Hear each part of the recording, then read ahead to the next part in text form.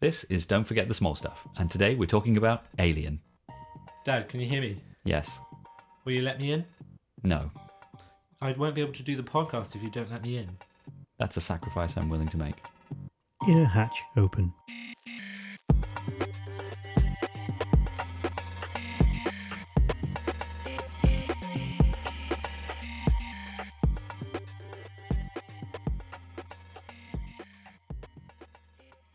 Welcome to Don't Forget the Small Stuff, the podcast that celebrates the overlooked and forgotten little moments in films.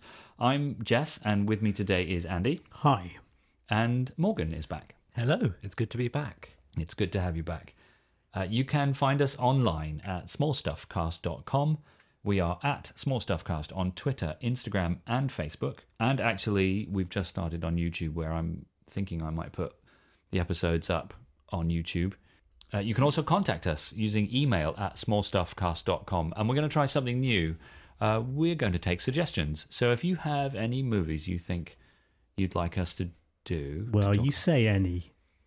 Well, that's true. There's no guarantee that we'll necessarily do the movies that you suggest, but it would be great to hear what the people out there are interested in hearing. We have had, in fact, one request from someone who requested Gladiator, which I am almost certain we will do at some point fairly soon. He also requested Goonies. I'm not sure we'll do that one anytime soon, but we might, who knows? But I'd love to hear from you. So you can use email at smallstuffcast.com for that. I should also say that our music is by Skeleton King. You can find more of Skeleton King's work by following the link in the show notes. Right, chaps. So I first saw Alien with our old friend Nick Ponsford. He's come up before, hasn't he? I think he has, maybe. Yeah, shout out to Nick Ponsford. I'm sure he doesn't listen, but maybe he does. Anyway, he and I watched it in... it's going to sound a bit weird. He and I watched it in his parents' bedroom. It was. I always found it slightly unusual. Again, shout out to Nick Ponsford. He only had one TV in his house, which wasn't unusual for those days. But it wasn't in his living room like everyone else I knew. They had the TV in his parents' bedroom. Anyway, so we sat side by side on his parents' bed and we watched Alien. I must have been early teens, I think, probably, I don't know, 13, 14. It's a touching tale. Yeah. It scared me to death. I don't know. I mean, I can't remember the first time I saw this, but I was a lot older than early teens. Anyone who knows me at all well, I'm not the best with scary anything, frankly. And I don't think I voluntarily watched this until I was probably like 17. I think I was scared into watching it, or rather I was rather peer pressured into watching it earlier than that, but I probably didn't. I probably hid behind a cushion for a I see what you're saying. So you watched it before then, but you actually chose to watch it. Mm-hmm. Yeah. I think the first time I watched it, I was hiding behind a cushion as well. Yeah. It's good. Which was about a few years ago. But we all agree it's solid. Yeah. I did actually hide behind a cushion once or twice this time around as well. I believe you said to me, in fact, was it last time we talked about this, that it's the only other film that you've given... There are two films in this world I've given 10 out of 10, and that's for quality and near perfection, and that is Jaws and Alien. Yeah, well, there you have it. There we have it. Two genre-defining films, both made in the 70s. Mm. I think we should just, unless there's some big stuff that you want to mention, anything else, its position in science fiction history or anything like that, before we just dive in? I don't think so. No, I don't know enough about other sci-fi horror to make any salient point, really. Fair enough. So I want to stay right at the beginning with the opening credits. This film doesn't waste any time in being slow and steady and patient. Yeah. Right at the beginning, the opening credits start as it means to go on, really, really slow and moody. That's brilliant, isn't it? Well, I love the opening credits. It's really cool just seeing the ship pan across with the towers, and it just looks incredible, even though it is slow. But even before that, the slow appearance of the title and the really quiet kind of gentle music and everything, it's just... I was mesmerised by the title appearing, the word alien appearing. I was like, is that going to spell alien? I mean, it's been a while since I've watched it, so I was like, okay, this is good. I can see where they're going with this. I didn't realise it did that. Like I say, it's been a few years since I watched it, so... I do feel like you referenced the ship going by. I do feel like they took a leaf out of Star Wars' book, because it's very reminiscent of the Star Destroyer going above our heads in the opening of Star Wars. So it's almost the exact shot, just a different ship. Yeah. Almost feel like it was intentional. Yeah, maybe. Can't blame them. It was flipping cool. And then it's also move on from the credits and talk about like basically the opening scenes where the sort of the ship wakes up and the crew wakes up. That's all very patient as well. Mm-hmm. Yeah. Takes a long time to get into the chamber, and just like one opens up, then the next, and it's just very, very slow. I do love the when the, what do you even call it, the sleeping room, the bedroom doors open, the puff of wind that sways the whatever the tunics or whatever they are hanging on the rack there. I just think that was a really nice touch. Yeah, I noticed that as well. It just seemed like it gave a bit more like significance to that area. Yeah, it kind of creates. That's a good point, actually. Yeah, it makes that room different from the rest of the ship because it's sealed off, and it kind of creates a bit of world building effect with that. Yeah, I think they do a good job in that scene as well, where they sort of move you around the ship pretty quickly, showing the different systems coming to light. So it kind of introduces you to the vessel in quite an elegant way. You see all the screens popping into life. It does remind you, though, doesn't it? When you look at sci-fi from back in the 70s and earlier, when they try and project future technology using the only technology they then have, it's bad. I mean, I don't blame them for it. There's nothing they could do, but you think, wow, some of this looks... It's very analog, isn't it, in places? Yeah. Even though it's digital, it still looks analog. It's a bit... And it's a little bit later on, but it's worth mentioning, seeing as we're on this topic now. There's a scene where they lose contact with the away team, and the screen goes to old-fashioned TV snow, like the white noise, because that was when we were kids and the TV stopped working. It just went to snow. Yep. Well, another point about the old-fashioned technology is when you first go into Mother, it's like old computers with the massive screens. Like it's like a PC room all around. Yeah, because the screen's actually the tiny, but I don't know why lights signify technology. And why do they make noises? Why do they tick when they go on and off? It's weird, isn't it?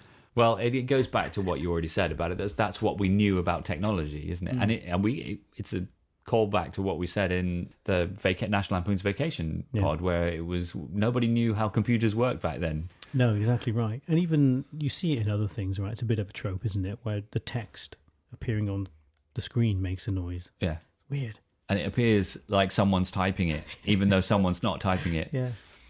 Yeah, there we are. They just didn't know back then. Well, actually, we're going to carry on with this tangent because I was thinking about this the other day. The only sci-fi franchise I think that got it close to what we have right now is Star Trek. I agree. So maybe not the original Star Trek, but Next Generation. They have touch panel screens. They have iPad-like things. They have voice control. Yep. They have things on their watches. They have wearables. Yeah, wearables, yeah. That's it. They have communicators like phones. Star Trek was I haven't seen enough of it to really know what it's like. So even LaForge has got sort of augmented reality, sort of burned into his brain, isn't he? Yeah. Well, we'll do a Star Trek. We'll do First Contact one day. Talking about doing suggestions and requests, we'll do First Contact. Here's a suggestion for ourselves: Star Trek First Contact. Yeah. Thank you for your suggestion. My pleasure. I just going back to the opening scene where the ship wakes up and the crew wakes up. Do you think it's intentional that we really only see Kane waking up? Why does he get up so much earlier than everybody else? He's ready to die, and we watch him getting up, but we don't see the others. I don't know. Maximizes screen time. Yeah, because he was the first to die. That's what I was thinking. He was one of the biggest stars on the movie. Yep. I just feel like it was symbolic of something. I mean, I couldn't tell you what. I'm not a student of cinema enough to know what it means, but it's worth pointing out at least. So there is a line just before they approach the planet when they're discussing what to do, and Parker is mouthing off, and Ash is trying to say something, and Dallas says, "Will you listen to the man?" Talking to Parker, saying to listen to Ash, and the camera cuts to Ash, and you can't really tell what he's thinking, but it's a little bit like, "Oh, I'm not really a man," and they don't know that yet. Slightly insulted that he's called him a man. Well, yeah, there's something there, isn't there? And first time you watch it, you wouldn't probably notice it, but knowing what you know later on. I mean, first time I watched it, I suspected Ash of being something, but it was not like fully fledged. I knew what You he was gonna suspected be. he was an idiot. But yeah. Yeah. He's just, he just acts in a slightly unusual way, doesn't he? So, you know something's not quite right, but it's hard to know. It's well done, isn't it? Because he's very po-faced most of the time. He's expressionless, and he's very to the point. He doesn't stray. There's no small talk. If people mess around with something he's doing, he gets slightly agitated. But yeah, there's no clear indication, is there, other than that stuff where, there's a hint, as you say, to it later on. But yeah. Well, another point on the landing. Yeah. It seems incredibly hard. What? The landing, like them going down, like they were sweating, moving about, all like. Well, do you think that's because they're landing on a completely unknown planet? They don't know I'm sure Mother has analysed the atmosphere, and they can figure out what the descent is going to be like. But at the end of the day, you still don't know how the journey is going to be. It's they say when you take a flight, the dangerous bits are the takeoff and the landing, right? And so you've got to assume it's the same in this. Yeah, I mean, I'm with you. I don't fully understand the landing because, okay, it's a rough landing. It clearly does some damage to the ship because they're Parker and Brett fixing it. But it's like random fires start happening in the cockpit and like things just blowing up. I was like, huh? What's happening? It's like we must show you in some way that the ship has been damaged without showing you the actual damage to the ship. Which, I understand. But another thing about the damage is this is something I just found really funny. So when they're fixing it, Brett and Parker, Brett just gets a welding torch out and lights a cigarette. yeah. Oh yeah, that's how people rolled back then. Yeah, we're not here just to rag on this film, by the way. It's just it's little points we pick up. Well, okay. Speaking of that. I'm going to sort of defend it somewhat, seeing as we are being a little bit critical at the beginning. I think as an implementation of a vision, it's exceptional. Are we still on the landing? Just the whole film. Oh no, I mean, this is agree. big stuff now. Yeah. There's very little explanation, very little exposition. They don't pander to people who can't quite follow it. They just tell the story they want to tell visually, and you just have to keep up. And I love that. And as someone obviously had this vision of the universe they'd created and the technology that was being used, and there's no pandering to the audience. Just enjoy it. No, you go first. Just please don't misunderstand. This is still 10 out of 10. Okay, good. All right. Well, I think that the plot, there's no plot explanation, which is really good for like immersing yourself in the world. When there's no character like, oh, this now happens, and this is what we need we've to talked do. about this on the pod before, isn't it? It's show, don't tell. They just show you everything. There's no fat on this steak, is there, at all? Mm-hmm. It's there for a reason, almost all of it. There's almost nothing that you could take away and it be not noticed. So that'll come up later on with the incidental character category. What, like there aren't any? Yeah, exactly. Yeah. So after the landing, they have a chat because they've got to repair the ship, and they've got to decide what they're going to do about the signal. Yeah, so 3 of them are assigned to go out, and Ash obviously stays back and has some kind of commanding, a science officer, some kind of commanding role in the away team. And there's a little scene where I don't know what he does, but just before he sits down, he does a little jig, Yes. little run on the spot, gets into his seat as if he's geeing himself up. Well, it's great. They mention that, first of all, they mention that it's cold, like really cold outside, which I'm assuming will seep into the ship and it'll probably be a bit chilly in the ship. So he does sort of blow on his hands to warm himself up. Yeah. But I also think maybe it's slightly androidy, like he's just getting the system back up and running. Really fast. It's a really fast little run on the spot, isn't it? Yeah.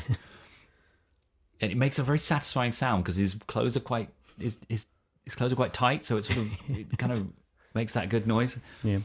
Maybe I should have put that up in Audio Corner, actually, the sound his clothes make. So the clothes rubbing together.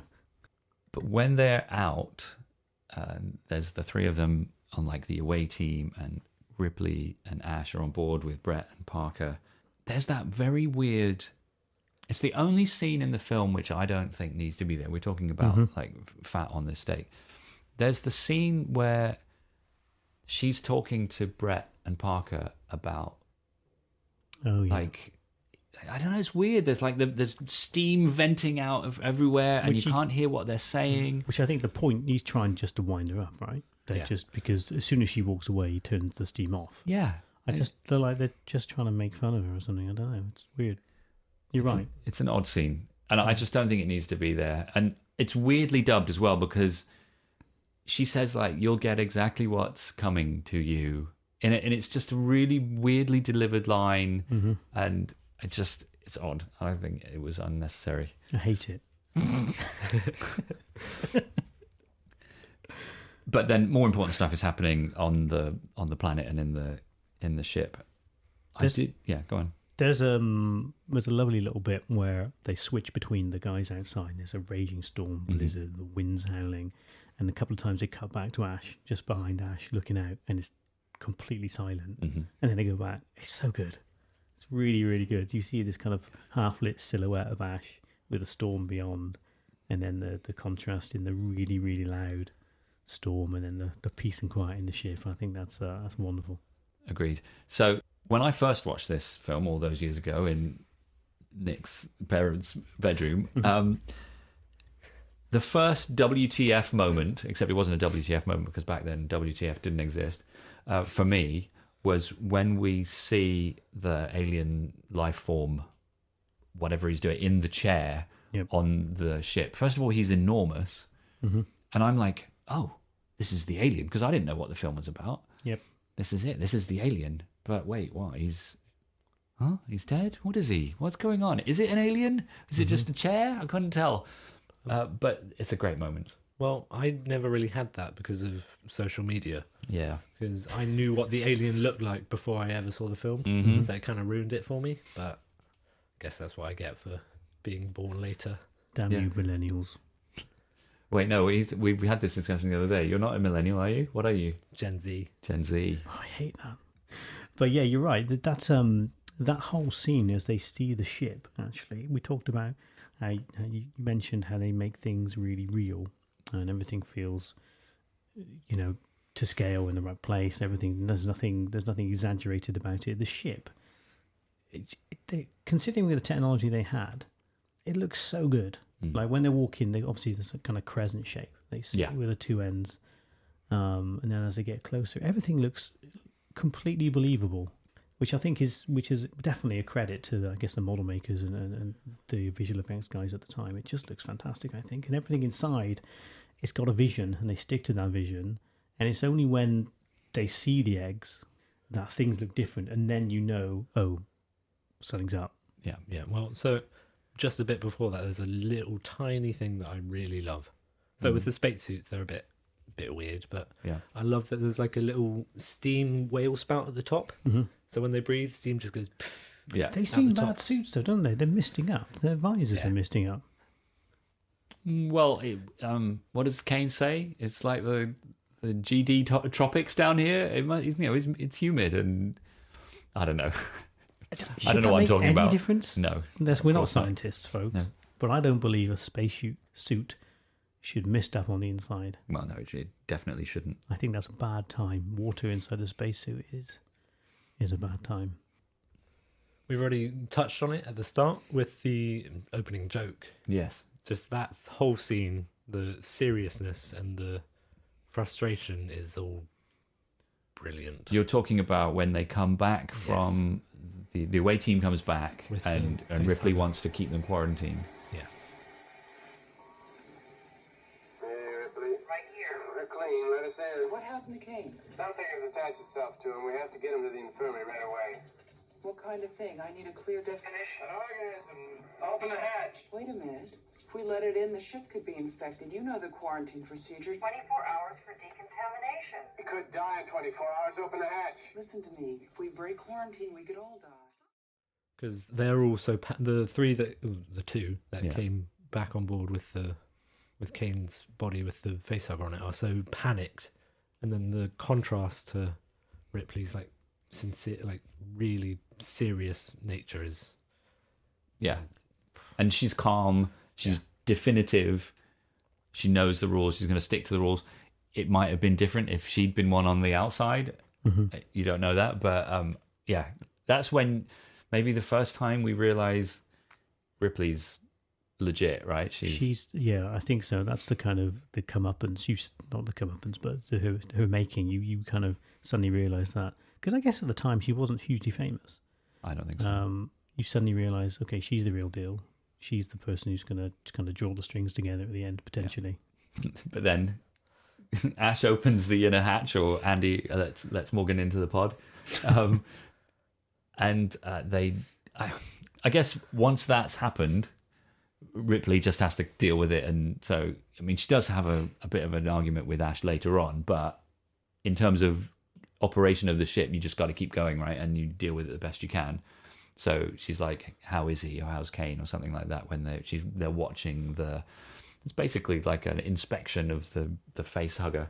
Yeah, I've got things to say about that a bit later. But yeah, so when they're doing the inspection, so there's a scene where Ash is taking Dallas through it and they're looking at it. And Tom Skerritt is being Tom Skerritt. It's so good. So I'm a fan of Tom Skerritt's not looking at the person he's talking to acting. He does it quite a bit in Top Gun. And he does it here. So Ash is closer to the camera. Tom Skerritt, Dallas, is talking to Ash, but he's only talking to him through some Tom Skerritt side eye. It's really Okay, good. I'm going to have to look out for that. He's staring forward and just glancing from the side at him. It's well done, Tom Skerritt. Well, he was Morgs. He was the biggest star, I think, Yeah, I think so. Yeah. when they released the movie. It's like, oh, he's the big name. Yeah. So, well, further on, there's a little, like, tiny thing that I picked up on that I want to go into in the categories. So, Yeah. I don't want to talk about it now. Save it, like, a little surprise. Okay. Just Thanks for telling us about something that you can't talk about. That's good. Keep the... Okay, yeah. So they I guess the look and feel of the medbay actually at this point, it is contrasting. Apart from every room other than Mother's room, which is kind of bright, and actually when they wake up, it's all bright and breezy. I think the medbay, they've done a really good job of making it look like a legit medbay. It's very clean. The technology looks actually not far off what I think we'd have. It's got instruments there which look like, Yeah. Laser cutters and such. I think the med bay and the scanner they put Kane through and all that, I think it looks really, really good. Again, just going back to the point where I think given the technology that they had at the time to project into the future, I think the whole film was good. But I think the med bay is specifically excellent. They have a conversation shortly after that between Ripley and Dallas, and they basically specifically talk about Ash. And he says how they changed science officer like 2 days before they took off or what have you. And then he goes, like, he essentially washes his hands of the decisions that Ash is making. And he goes, I just want to get out of here. And it made me think, is Dallas a bad captain? I mean, he's not really, he doesn't care. I get the impression every single one of those people is in it for the money. I mean, clearly, like Parker is, right? But I get the impression that this isn't a job they want to do necessarily. It's a job that they can do. And I mean, I don't know what the job entails when they are mining, But Well, I think they're probably not mining. They're just crew. They're just ship's crew. that's what I mean. Yeah. So they're just delivering. I mean, whatever it is they're doing, I don't think it's much more than crewing the ship to and from some place. Yeah. And who wants to sit in hypersleep for 12 months or whatever it is? Yeah, that's a fair point. But I do think, I think that's ultimately it, isn't it? That he has a job to do, and his job is exactly what you just said. Mm-hmm. So when they've got this submission, which in theory is checking out a signal, they do it because they have to do it. But he doesn't want to be doing it. He just wants to get out of there, and so he is sort of washing his hands of whatever Ash is saying to do. So yeah, I think you're right. I think he's quite happy that Ash is prepared to make hard decisions. I'm not going to change my mind, all right? The I'm decision's been I'm made. not trying to change your mind, Dallas. I just want you to listen. Will you listen to... Just tell me how you can leave that kind of decision to him. Look, I just run the ship. Anything that has to do with the science division, Ash has the final word. How does that happen? It happens, my dear, because that's what the company wants to happen. Which is just a shame because I like Dallas. yeah, you like Tom Skerritt. I do like him. Yeah. Well, and in his defence, when it really comes down to it, and someone's got to go in the air vents, he's definitive about it. Yeah. He tells them exactly what to do. So, I mean, he does step up to the plate when the time comes. Right. So let's get down to the nitty gritty, the turning point of the whole film, when Kane wakes up, and Morgan's already exhaling. So go on then, hit me. What do you got to say about that sequence where he wakes up and they have the meal? Gruesome. Very, very gruesome. But before that, I noticed a little thing where he started eating like a lot more when he had the alien inside him. Yeah, It's like it's like a mother eating Yeah. more to feed the baby. Yeah, it's his idea. He's starving. He says it himself, doesn't he? I'm starving. Then one meal before we go back to the freezerinos. It's weird, isn't it? The whole thing, though. Like going back to like protocol about when Ash finally opened the door, going back a few minutes now. Mm-hmm. I then don't understand in this bit. They all go and see Kane. What's happened to quarantine? They leave the door open. Like they're just Parker's eating. Oh, you mean like so unhygienic in the infirmary. They've no idea what this hugger has done to Kane, clearly. Or at least, there's no indication that they know. So they just assume that everything's fine. This thing that had you in a chokehold and was breathing for you, It's it's gone. So fine, let's go back to normal. Go and eat. It's really weird. I don't Again, understand the does that go quarantine. back to the fact that they don't want to be doing the thing that they're doing? They just want to go home. It's got to be. Probably. There's a bit actually when the facehugger is going back a bit. The facehugger is off of Kane. Yeah. They go in to look for it, and they leave the door open. Actually, Ash goes back and closes it after 10, 15 seconds. But then Ash is like, he's rubbing his hand along the top of a shelf. What are you going to do if it's there? He's like he's rubbing dust away.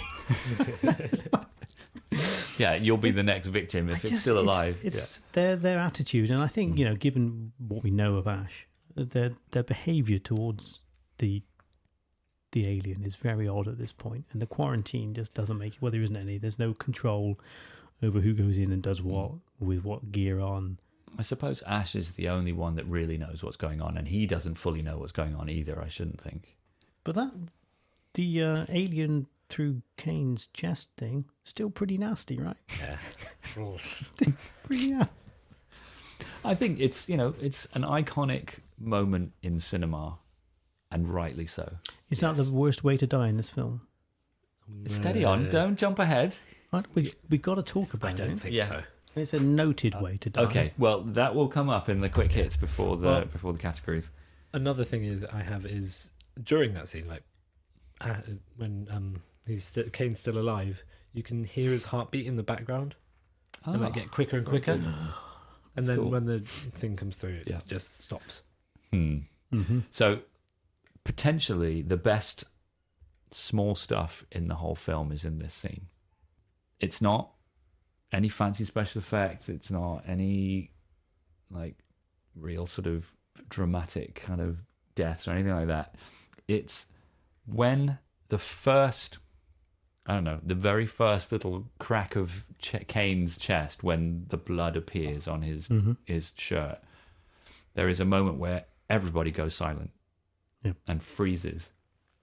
And it's so good. I mean, for me, that's almost the epitome of small stuff, because it just sums up the moment so well. They are just so unbelievably shocked. They have no idea what to do, what's happening, how to cope with this. And then he carries on writhing, and they all get sort of shocked back into action again. But it's just a moment of genius. They should know it's something bad, because on the alien in the ship before, they saw the hole in the chest, so they must know. I'm sure they were slowly putting two and two together, I think. But in the heat of the moment, you probably don't do that. So that scene is iconic, clearly. Yeah. But I think the effects let itself down a little bit when the alien runs away. It looks comical. Great until it looks like a Muppet running. You can just imagine a dude with a stick moving it across the table. I think they had to do it, and obviously they needed to. They could only use the technology that they had, but it looks like he's running like a dude. Wobbling. Like when Kermit runs. Exactly like that, and everything's wobbling because his arms are flapping around. And but anyway, sad but true. Still 10 out of 10. Yeah, okay. These are minor marks that you're taking off. Very minor. They have a very quick funeral for Kane. Very quick. Why does he go? Why do they eject him so quickly? They probably don't have a choice, but you'd imagine some serene, like kind of release. They fire him like a torpedo. But again, they're not. Well, no, I don't think he gets fired. I think it's just the suction of space. But he's toppling. Yeah. Well, and I think that sums it up. I was going to say, does anybody want to say anything? And nobody wants to say anything. No one cares. They don't know the guy probably very well. Just crew member. I expected like a really slow, like the coffin to just slowly go out. Some kind of flag draped coffin, but no, it's like a missile. It's a cool scene. It's a cool scene. I like it. They then go searching for the alien. The tiny little alien, they think they're going looking for it. So they made the what is it called, the motion detector. Yeah. And Ripley's response to Ash talking about how he technically made it was changes in air density my ass. So it's like, why do they buy into that so quickly? Buy into what? Well, they don't ask any. I mean, it looks like a vacuum cleaner. And the demonstration of it working is at an arm's length. Well, I can see that far. Well, I guess they just trust the science officer, right? And it does work, kind of, right? Oh, I wouldn't have gone out with that.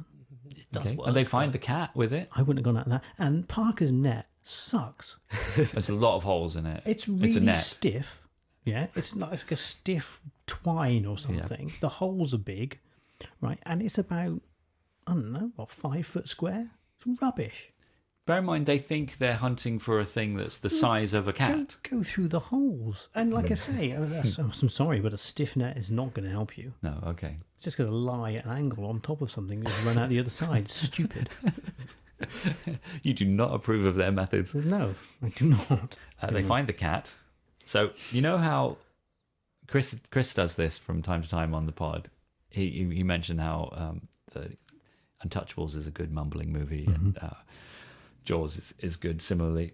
This is quite a good mumbling and grumbling film. There's a lot of sort of under the breath, like what you just said about the microdensity changes.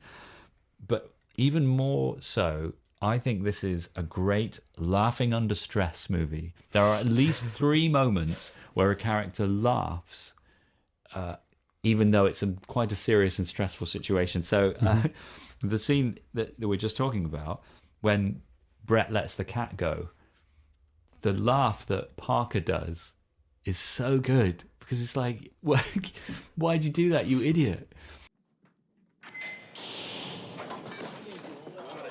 Wait, don't let him go! What the hell are you doing, man? It's a cat.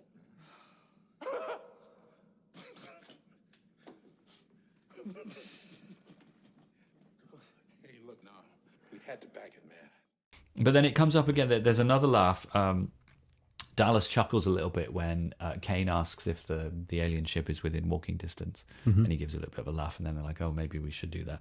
And then a little bit later on, Ripley laughs when Ash says they're still collating. This is later on when things are much more serious, and she gives a good laugh then. So yeah, that's the category I'm going to put this in. It's a good laughing under stress movie. Well, I think we should move on to Brett's death. Okay, go on then. Well, it's first of all very gruesome. You don't see much, but There's a split second that's incredibly gruesome. Yeah. But also, like, you see the alien for the first time, and you get to see how big it is. And what I find really interesting is the quick change from a tiny little, like, 1 foot, like half a foot alien to the 8 foot straight away. It grows quick. Yes. I like Brett as well. He was quite funny. Brett's great. It's what's his name? Brett's dead. What's his name? The guy that plays him, Harry Dean Stanton, I think.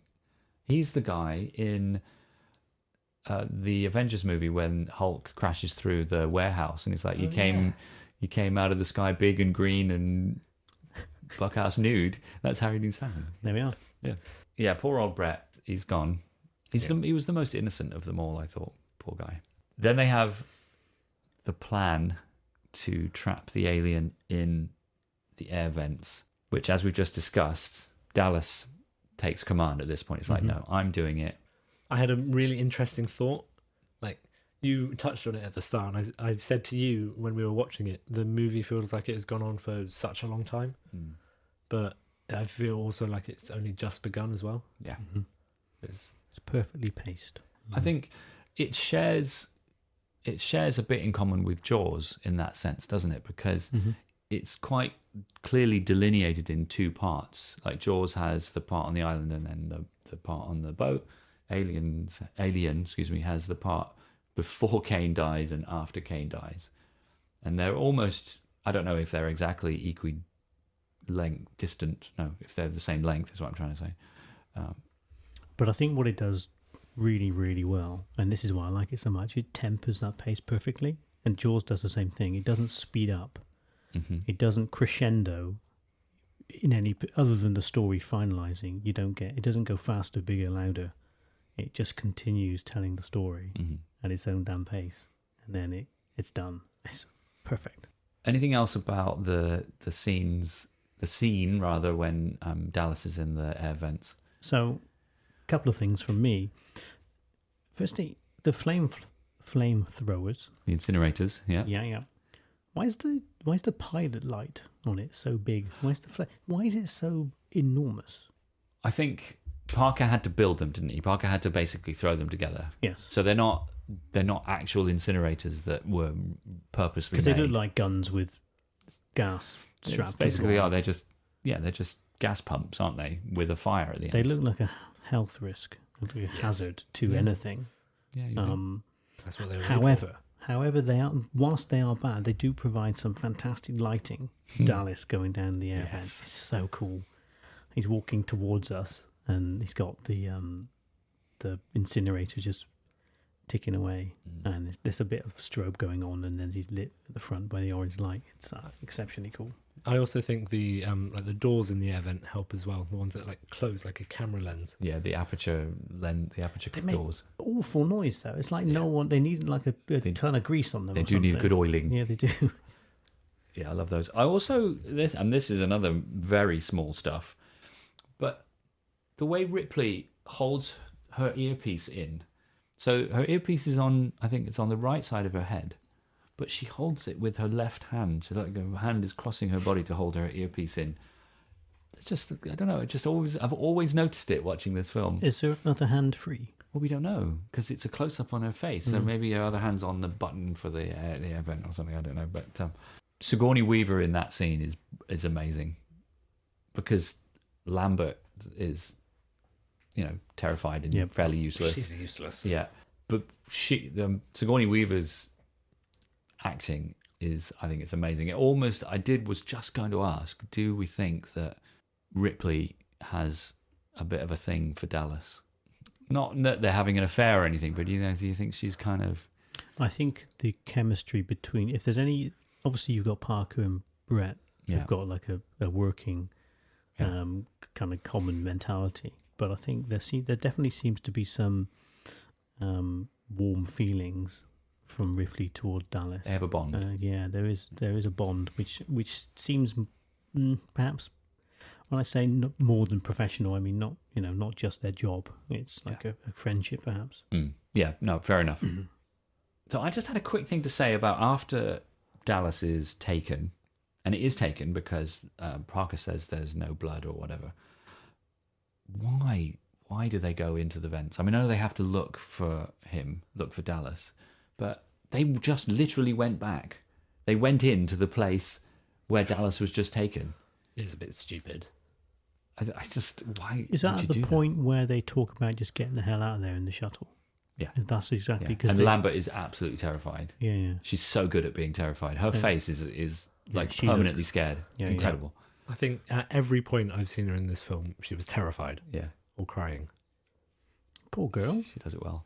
Though there's one very lovely moment, and I should have mentioned it when we were talking about when they were the away team and they've got their spacesuits on, and she's complaining, and I think it's Kane tells her to stop griping, and she just goes, "I like griping." It's a nice line. It's kind of slightly cheerful. It's good. There aren't too many cheerful lines in this, are there? Not many. A little bit of light relief is always welcome. So the next bit is when they're just Ash and Ripley are just not really getting on, and we're talking about Mother. Ripley's trying to get Ash to talk about what Mother wants them to do. Yeah. But Ash is just not going for it. It's such a good fight scene as well. Oh, you mean okay? So before she goes to speak to Mother, yes, and then after she speaks to Mother, there's Ash is the acting is brilliant. Do we think he's malfunctioning at that point? I do. Yes. I mean, he appears to be just standing stock still, and he gives a weird sort of giggle at one point, and he's got some beads of white sweat. He's not moving his head when he's looking at it. It's just his eyes moving. Yeah, that's interesting, isn't it? He's either malfunctioning or he's got he's come to some weird juncture in his coding where a sensible decision can't be made, and it's almost like he has to do stalling. He has to do what the company is ordering him to do, basically. Yeah, and so it's overriding his core human programming. Well, yeah, perhaps. There's another scene which shows him malfunctioning where he's just like rolling along the wall. Oh, yeah. Oh, yeah, that's when he's been battered in the head, though, right? Yeah, just before that. Yeah. But that was also a bit. When I first saw it, I was like, oh. That's pretty well done, actually, isn't it? Incredible. I think we said all along that they do very well with what technology they had, and the visual effects on the beating up of Ash and the way his head kind of folds off, and what's inside is grotesque, but in a really, really well done way. And his reaction, his physical reaction to it, and the kind of the writhing, and I think that's really cool. Yeah, and I even like the scene where they basically reanimate him. Mm-hmm. Yeah, same. So I just picked up on the scene a bit because I love the line when Ripley says, "How do we kill it?" And he just said, "You can't." Yeah. Oh, and the horrible bit where he says, "You have my sympathies," and then he grins. Yeah. Look, I've heard enough of this, and I'm asking you to pull the plug. Nostro. What? I can't lie to you about your chances, but you have my sympathies. It's like it's so vindictive.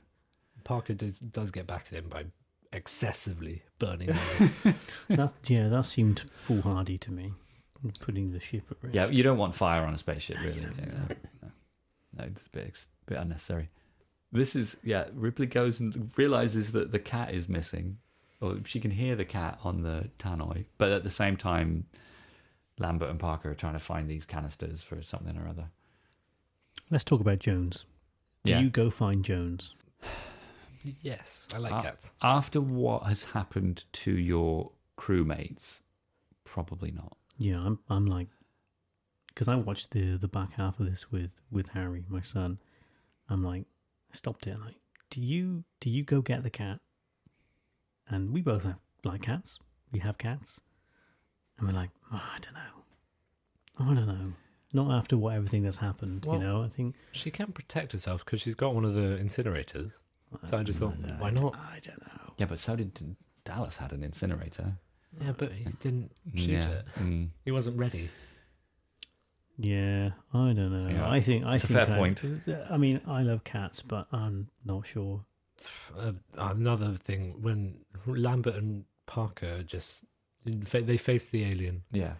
Lambert is absolutely useless again. Just standing in the way. She can't get out of the way. Yeah. I think she's frozen in fear. Mm-hmm. Well, I mean, as you would presumably. be, right? Yeah. I mean, I love the way they make us hear that basically through Ripley's headset or through the ship tannoy or whatever it is. I hate it. It's horrible. And again, this movie does it so well. It's not overly grotesque. It's not unnecessary. It doesn't glorify it in any way, but it doesn't shy away from the fact this is happening. Mm-hmm. But it does it in such an effective way, particularly Parker and Lambert when they are meeting their end. Mm-hmm. It is harrowing, really. When Ripley comes upon their death and they're just lying there, she runs away in like horror. And the camera following it is like someone's running behind her. It's like shaking and all dark, and they're running through corridors. It looks brilliant. I put good cinematography for that. Yeah. So yeah, she starts to do the self-destruct sequence. And what a sequence that is. What is that? Well, it would have to be really difficult and complicated, wouldn't it? It has to be, because otherwise you could do it very easily. Why do you have to put 4 telescopes in like a thing and pull them up or watch them? There's so many buttons. And as slide well. a door and push a button and then slide. The keypad has got the most obscure symbols on, and she's like tapping it. I mean, There's obviously so she many. knows what she's doing, and I get it. You can't just do this, but man, that's ludicrous. Of the kind of mechanical thing that's like a steampunk kind of control she's having to deal with. I like it. I'm not defending it, but I like it. There's only one use for that thing, right? The self-destruct. And there's so many buttons that she didn't use. Like, why are those buttons there? That's a good point. Yeah, that is. Normally, you get like 2 keys, and you need 2 people and some kind of code, and that'll do it. But actually, though, I mean, it is self-destruct sequence, but the ship is destroyed because it turns off the cooling system, right? That's essentially what she's doing by doing all that stuff. Mm-hmm. So you could say that maybe it's a cooling system control center or something, and those other buttons have got something to do with that. And again, I don't want to pick holes, but I'm going to. Okay.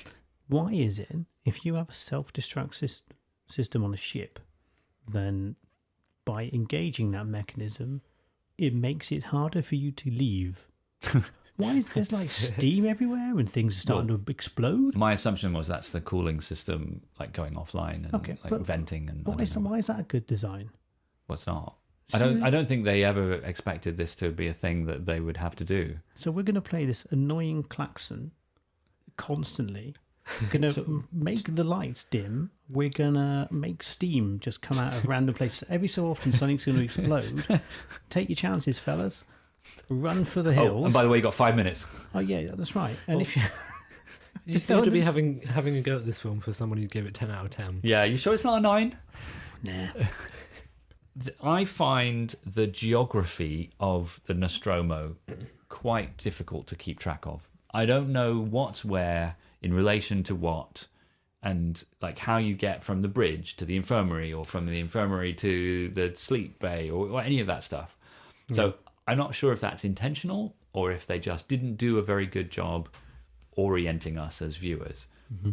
But they do a particularly good job with the path from the bridge to the escape shuttle. And specifically, there's that corner that we see Ripley in a couple of times where the strobe is really going, and the wall looks like it's made out of like cushiony leather. It almost looks like the alien when Yeah, you it just does a push little up bit. against it. Yeah, you're right. Yeah. So, yeah, I'm just kind of highlighting the fact that the geography of the ship is confusing to me, except for that one moment. You know that when Ripley gets back to that spot, where you know that the alien was just around the corner in the previous scene, and you're like, okay, I've got to be really cautious and careful here. I think they do that well. She does eventually. Oh, go on. And whilst we wouldn't have gone to get Jones, we were both happy to see Jones was still in the crate. Yes. Oh my goodness. Yeah. Yeah. very much. You know. And she very unceremoniously chucks the crate into the shuttle as she gets to the threshold of the shuttle. I'm like, oh, Jones. Actually, considering she clearly loves cats, otherwise she wouldn't have bothered. She's a bit rough with poor Jones. Yeah. When she puts him in the box in the first place, she kind of crams him in with the palm of her hand. That's more or less what we have to do with our cat when we take him to the vet. So she gets to the shuttle, she starts prepping it for departure, and she leaves, and the ship explodes. Andy. No, I feel like I've ragged on the film enough. Okay, fine. I just wanted to say that I think the explosion's stupid as well. Well, I quite like the look of it. I think It's they could have just gone with a Star Wars-esque bang. It's very excessive with the. I like the triple. I like the triple explosion. But it looks. There's nothing more to explode though. How does something explode 3 times? so much 3 times? Yeah, It's not like the third one is any smaller than the second or the first. I've got no idea. I can't. Still looks I cool. can't help you. I think it looks cool. Well, the alien, you just suddenly realise it's on the ship when she's getting ready, Yeah. and it fits so well with the wall. It's like the head is one of the panels on the wall. Yeah, and do you know what? It surprised me, even though I knew it was there. This time around, watching it, I jumped because I know it's there. But even then, maybe the room was poorly lit and the contrast wasn't quite right on the television. But I think it's part of the aliens' makeup to be camouflaged, hard to spot. I mean, it comes up in Aliens that they don't show up on infrared. They're difficult to see and that kind of stuff. So I think I got one of my only jump scares in this film from that bit where the hand sticks out. only one. Well, the other 2 were from the cat. It's good though, isn't it? So Ripley is doing. Quite fortunately, she's in the corner. Is the alien having a nap at this point? Well, I think he is because I've got a question mark. It's my last note. Alien yawn. Yeah, He does yawn at one point, right? so, His inner jaw comes out, goes, and he. I wasn't really sure what that was supposed to be. I thought, is he having a nap? I think So he is. she's obviously busy getting into the fortunately positioned spacesuit and stuff and forging a plan. And it reminded me a little bit of the Family Truckster at this point because. Why is there's a constant ticking in the shuttle? What's going on? Oh my god! I love that you have said that the shuttle of the Nostromo is like the Family Truckster. Can you imagine spending any amount of time in that flipping shuttle with this like constant ticking?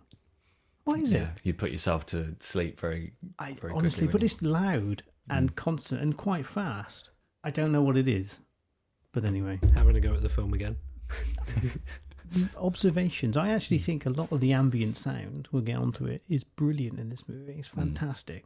Yeah. I just don't understand the ticking. I tell you, folks, watch that scene and you tell me what that is because I have no idea what is going on. And write in.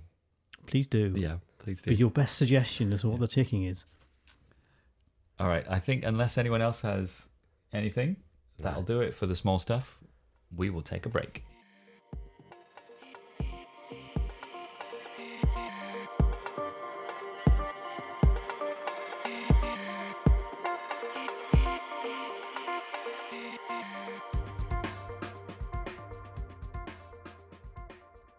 Right, let's move on to the categories. Before we do the main categories, let's just do the quick hits.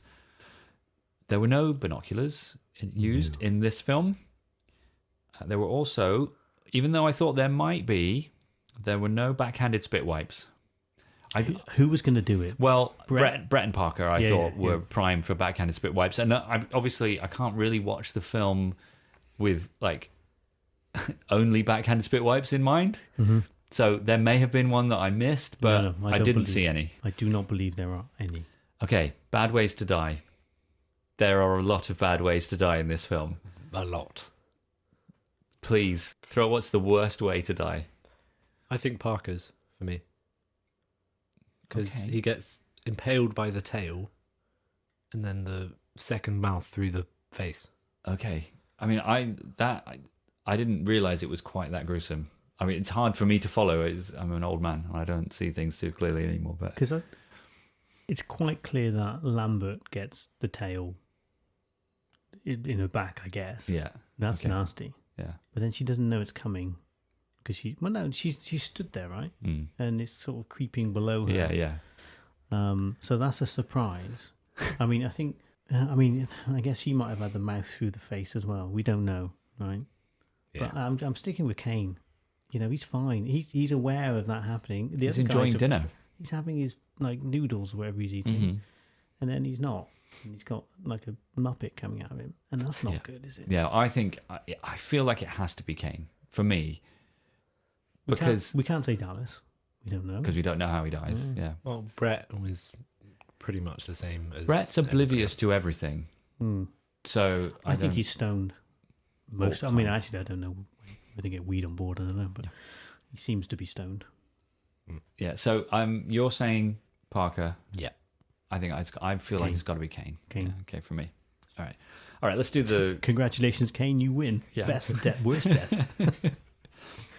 Let's move on to Audio Corner. Yeah, I don't have a specific one here.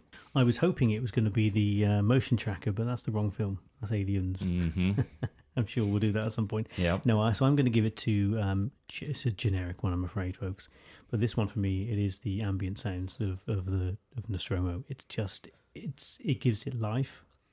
There's constantly on any given scene. Obviously you've got a hum going on in the background, or you've got noise of people moving around, or you've got mysterious clankings and groans and things that are all happening within the ship, which tells you it's alive and something's out there moving in it. So, generic though it is, ambient Nostromo sounds wins for me. I think the sound design of the ship is great. I mean, you talked about the noise in the shuttle. It's just an example of that, though, isn't it? It's just there's something going on all the time. Well, I've got quite a few that I've written down. One of them is in the egg room, like in the alien ship. There's like a high pitched like noise in the background. Mm-hmm. Just I don't know if it's like from the ship or music, but it just adds a bit of tension, I think. Yep. There's a funny one, which is when Brett walked through the water just before his death, his boots start to squeak. Oh, nice. I like the noise the water droplets make on his hat. Yes. That's a very satisfying tick. Mm-hmm. There's also Ash's robot voice. Like, it's quite... Oh, yeah. When they reanimate him. Mm-hmm. Yeah. But the winner goes to I already mentioned it in the small stuff, is the heartbeat in the background of the Kane's death. Good. I also want to shout out the noises of the Nostromo. I think they're great, but mine is pretty horrific, but it's also pretty amazing. It's when Parker and Lambert are being attacked, and Ripley is running through the corridors to sort of get to them, and I always assumed it was Lambert making this noise, but the subtitles that I was watching said it was Parker whimpering, and it's kind of a noise. Oh, I didn't do a very good job of it then, but it's just horrific because of what you think might be happening. It reminded me a little bit of when Chrissy Watkins dies at the beginning of Jaws, and she's like hyperventilating because of what's going on. Yeah. It's a bit like that. Yeah, I actually have that down. Death sounds down as my. I couldn't give it to Death Sounds, I'm afraid, but it's down as my second nomination essentially. Right. Well, I'm going to give it to Death Sounds. Good. Okay. Thank you for giving me a title for it, Death Sounds. I'm writing that down. Okay. Best looking scene. Andy. It's when Parker and Lambert go to get coolant, and they enter, I guess, like a smallish hangar or storage bay or something. And there's quite a brief shot for me where they're walking into the area with a cart, and they're going past some racks, and the lighting is chef's kiss. It's so good. It's so good. So there's that kind of stroby, orangey thing going on, and it just looks so good, and the metal shining, gleaming, and it's only maybe a second or two when they're coming into the area, but I think it looks fantastic. It's either that or Dallas in the air vents, but I've already mentioned that. So it's the coolant bay. Well, I'm just going to go straight on to my winner, and that is Ash's body and head burning in the room. Oh, like there's one. I know it's a bit dark. We've already had Death Sounds, and we've had burning ash. But it's a bit dark. But I just love the scene when the camera pans out when they're walking out. And you just see the head and like the body laying down, and then just fire. Yeah. I found myself thinking about the makeup of Ash's head at that point, because they burn his skin off. Parker burns his skin off, and then there just seems to be like a plastic head, An android head. Yeah. Makes sense. Why? What's your well, beef? it just seems like a mannequin's head. I don't get it. Well, you got to have a framework to put the features on, I suppose, don't you? He's a robot after all. I'm surprised the framework that you'd put his features on is basically his face. It's not like a like a mechanized Not like the skeleton. Terminator. Yeah.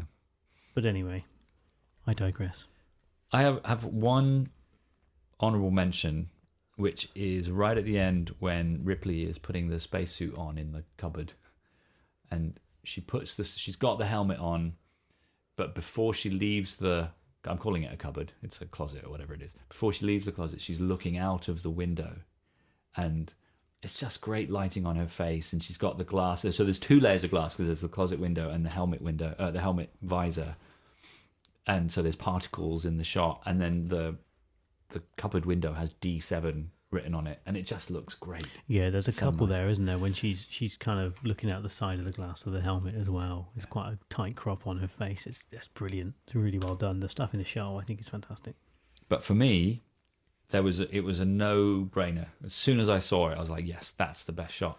It's from the outside of the shuttle, from the front of the shuttle, and the lights in the windows, and you can see Ripley, like, I don't know, setting up, punching buttons or whatever, and it looks so good with her illuminated or sort of almost silhouetted in the light of the window. When it's like in the hangar bit. Yeah, when it's like still the attached to the above, ship. The ship above, it's like little cockpit. The sense of scale is really cool, isn't it? It does it's really effective of letting you know the kind of the vastness of the ship. Yeah, so good. Right, the Monsieur Mendel Award for our favourite incidental character. We've already talked about this. There aren't many incidental characters. Are there any? I don't think any of them are incidental. No, I think that's the put point. something down, but So let's do the best we can. Okay. Mother's voice. Okay. I think Mother's voice. when or mother, I suppose. Yeah. Not really incidental, but it's either that or the cat, frankly. Mm-hmm. But it's really strange. Her voice seems to change a little bit when Ripley goes into the shuttle. It sounds like someone trying to badly do the Queen's English. All of a sudden, it's bizarre. So my assumption is, now that I'm thinking about it, that voice they're like pre-recorded messages for a set procedure, right? So I don't feel like that's Mother. I feel like that's just, company or employee number 12 that's recorded these messages for this procedure, because that we know that Mother doesn't have a voice, because to communicate with Mother you have to type, and then Mother's response appears on the screen letter by letter on an old Amstrad. Well, you say that. Okay, go on then. But Mother is credited with a voice. Okay. Yeah, I stand corrected.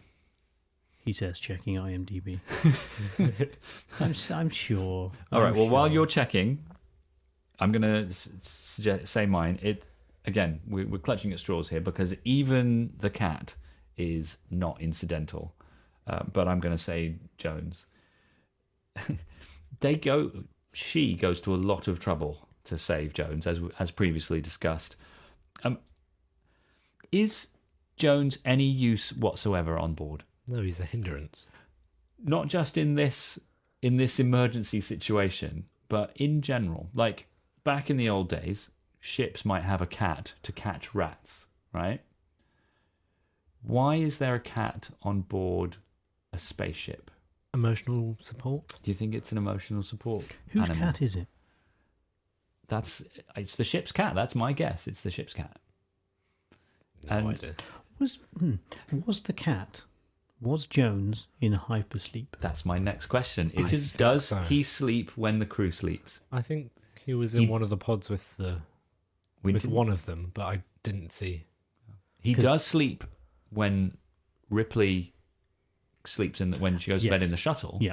So I'm assuming yes, but yeah, that was one of my questions as well. That must be whose cat it is, or at least who's closest to the cat. Whoever the cat sleeps with. Yeah. Okay, we'll have to pay attention.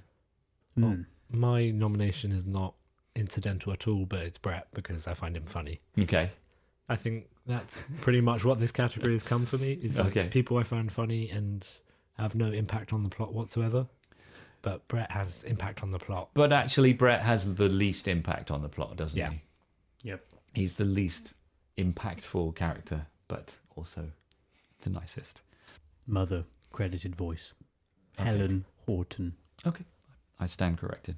That doesn't necessarily mean the voice in the shuttle was, of course, Mother. But who Okay. knows? Could be Auntie. Okay. The best location. There's not many locations to choose from. No, but I mean, you could choose the bridge, or you could choose the infirmary, or the shuttle, or the planet, whatever. There are some options here. Yeah, my favourite is the infirmary. I've said that before. Yeah. I think it looks cool. I think it is believable. It contains some pretty good scenes. There's that funny bit where Ripley goes to talk to Ash and she looks through the microscope and he's like, don't do that, or whatever he says. And she's like, ooh, sorry. Yeah. Yeah, I think it's probably because it's nicely lit and I can see what's happening in it without having to Yeah, turn it's the more brightness up. cheerful space, isn't it? Yeah. Yeah, if you want to call it that. But yeah, so mine is definitely the infirmary. Okay. I've got two that I equally like. They're not well lit or anything. One is the water chain room. I've put Water chain room. where Brett dies with the chains and the water.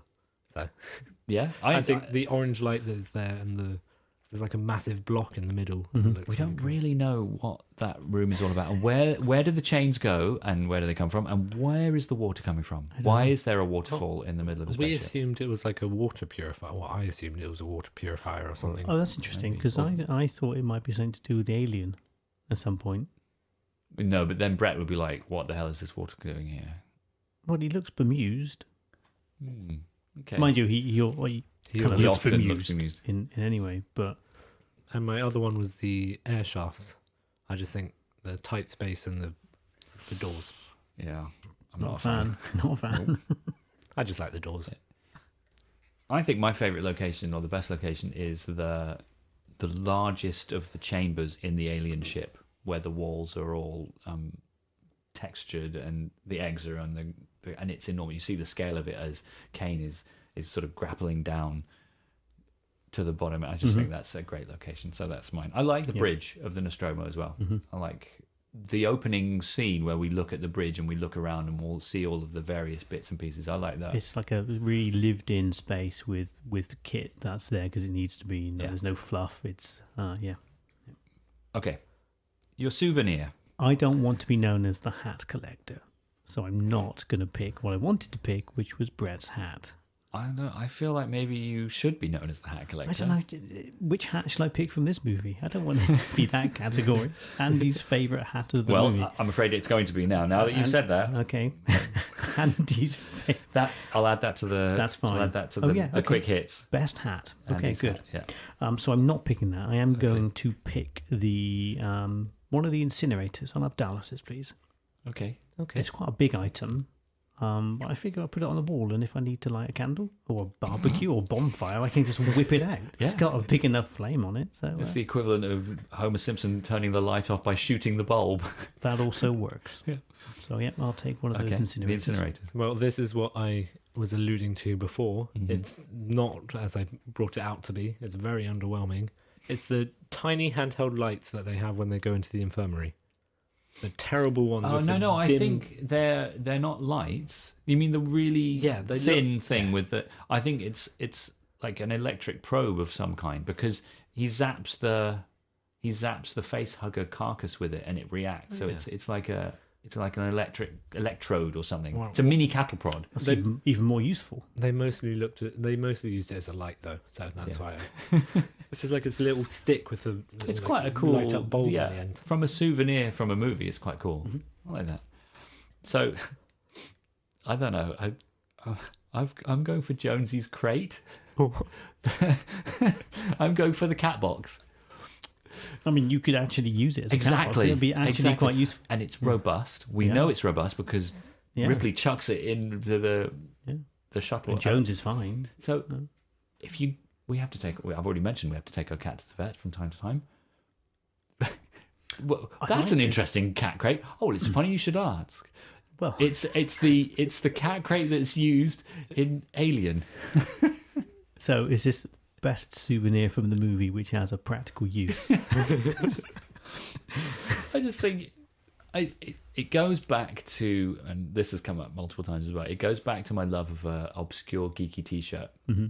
I like the idea that my souvenir from the film is obscure, but if you know, then you know. Mm-hmm.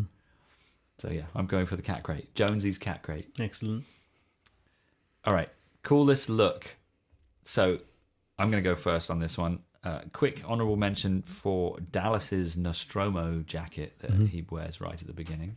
It's quite cool. I would wear that. Ripley's shoes. She's kind of got these quite almost Converse-y kind of shoes. She looks really cool in them.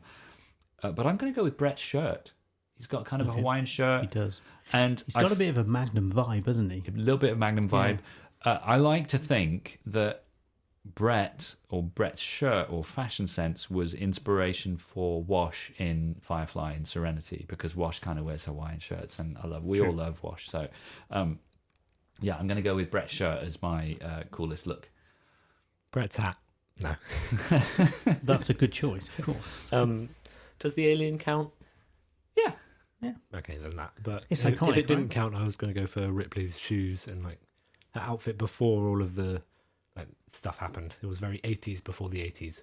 Okay. That's what I put. Yeah. That's cool, but you're actually going with the alien, and I think that's very cool. I mean, the alien design is epic, isn't it? It's famous. Yeah, it is iconic, yeah. Yeah. Mine, I'm not sure it's the coolest, but it's my favourite. It made me laugh, actually. Parker's shirt. Oh, yes. Yeah, yeah.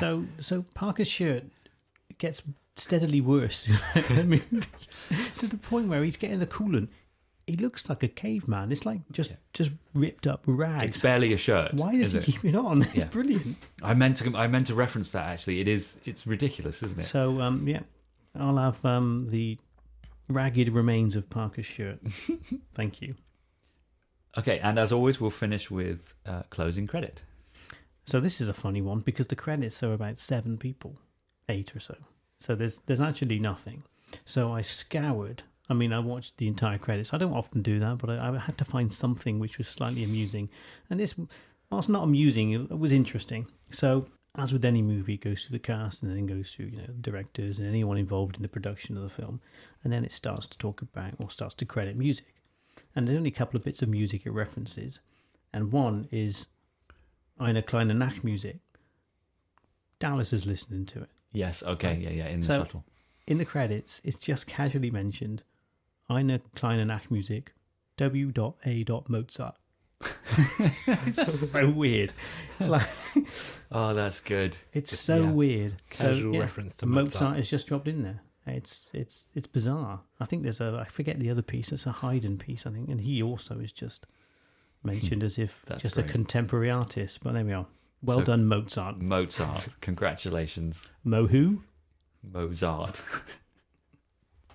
All right, that'll do it for this episode. Thank you for listening. Thank you, Andy. Thank you. And thank you, Morgan. Thank you. And cheerio from me. Next time, we will be discussing, I think, Groundhog Day. If we can get the recording schedule sorted, that's what we'll record. Maybe we won't. Maybe it will be something else. Let's assume that it's Groundhog Day. Give it a watch if you can, if you want to join us along with us. But don't forget the small stuff.